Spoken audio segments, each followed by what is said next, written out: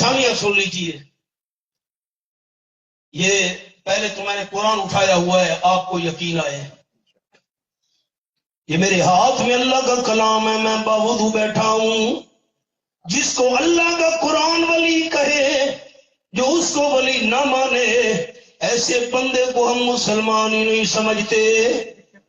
ہمارے دادا استاد حضرت شیخ القرآن مولانا غلام اللہ خان رحمۃ اللہ علیہ فرماتے تھے، اللہ کے سچے ولی کی جوتی ہمارے سر کا تاج، اللہ کے سچے ولی کے قدموں کی مٹی ہماری آنکھوں کا سرما.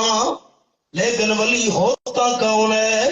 نمبر 1 جس کی آنکھ میں حیا ہو، نمبر 2 دل صفا ہو، نمبر 3 زبان پہ ذکر خدا ہو، نمبر 4 وجود پہ سنت مصطفیٰ ہو.